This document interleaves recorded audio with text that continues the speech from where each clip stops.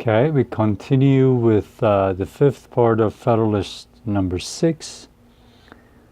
The ambitious cardinal who was prime minister to Henry VIII, permitting his vanity to aspire to the Triple Crown, entertained hopes of succeeding in the acquisition of that splendid prize by the influence of Emperor Charles V.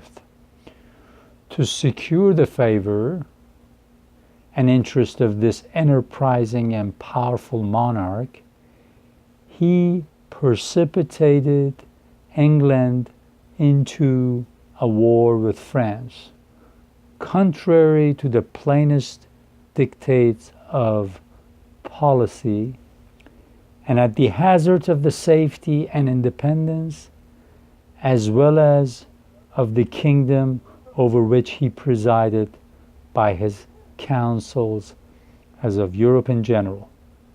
For if there ever was a sovereign who bid fair to realize the project of universal monarchy, it was the Emperor Charles V, of whose intrigues Wolsey was at once the instrument and the dupe. So here again, it is talking to us about part of the history of Europe, which people like Hamilton and Madison had read about. They were familiar with John J. Publius, the writers of the Federalist Papers. He says, look at the cardinal of King Henry VIII of England. Look at his ambition. Look at the things he would do to place himself in a higher place. You can see that the cardinals, this cardinal and others, would ally themselves with other would-be tyrants or people who are emperors and just want to enlarge the sphere of their empire. People that are always constantly looking for others that will be their dupe, that there will be their toys they can play with, or they'll be tools of their ambition. There will be people that they can say, okay, if you do this for me, regardless of what happens to your country or who you serve for, I will give you a better position. I will raise your rank. Here when he says the Triple Crown, he's talking about this cardinal is being promised that maybe one day, with the help of an emperor, he can become the Pope, the head of the Catholic Church. So for those of you who are not yet familiar with history and inner workings of the Christian church, especially the Catholic Church, usually Pope is the highest level of the organization of the church, and then underneath him there are cardinals that will eventually, in the case of passing of a pope, cardinals vote on a pope. So cardinal is high up, but he's saying that some of these people are ambitious. So an emperor will come and say, if you help me, regardless of what happens to the country you live in, I might help you become the Pope. Because at that time in Europe, you would have a emperor and a pope. Now, you'll study the history of Europe and you'll see that's not always the case. But it's giving you that case. Again, here Hamilton is trying to teach us that by finding ambitious people who only care about their own self and the power that they want to have for their own sake, the money and position they want to have, you can easily start wars between countries, between principalities. And that's what he's saying here. Like in this line, to secure the favor and interest of this enterprising and powerful monarch, he precipitated England into a war with France. He says that this cardinal, because the emperor had promised him that maybe he'll help him become the pope, started a war between England and France, because King Henry VIII was the king of England. He said, started a war between them just so that maybe Charles V becomes stronger when England and France become weaker, and then Charles V in return allows Wolsey to become the Pope.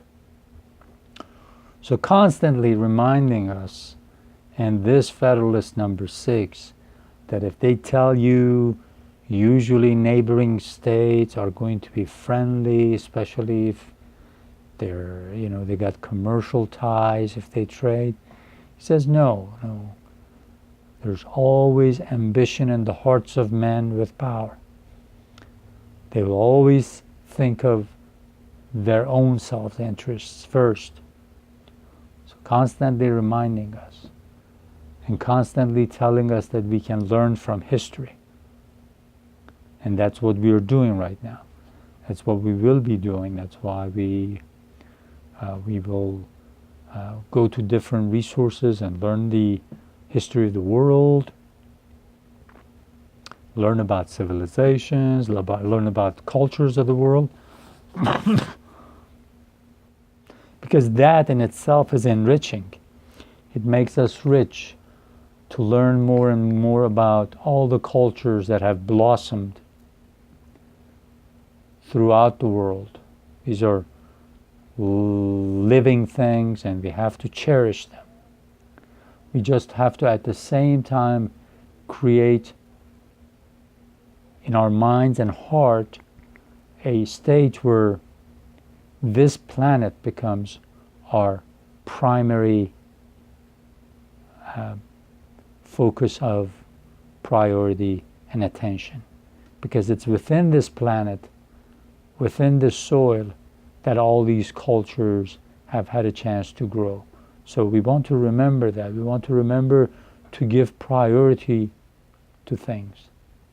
That's why it's very important for us to remember that we have to teach ourselves, the next generations, that it's our humanity that should be the main source of our joy. And then within that human family, of course, there are cultural variations, and it just makes us richer.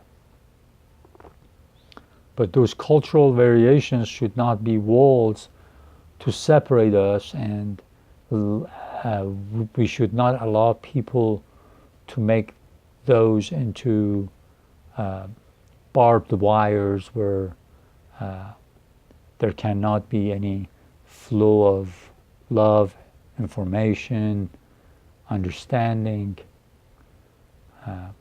because there are those ambitious people that don't want to lose power, don't want to lose all the interest that they've gained. I know that with this talk, sharing these videos and sharing these talks with you, a lot of Americans at first are going to be against what I'm saying. It's because they feel like, if we unite, then other people are going to take a lot of things that right now we have and take for granted. But that's a poverty-stricken view of life and our future. We can create jobs.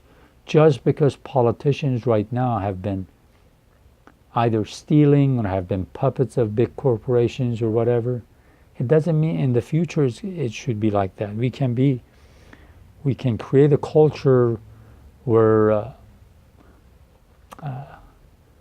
it's okay to want to make money to have a good life, but it's not okay to plunder and let greed be the name of the game. We can create this new culture that everybody's got to have plenty to flourish, and it doesn't mean that other people are just going to lose their livelihood and not be able to flourish. We have to not let our hearts be darkened by talk of people with dark hearts.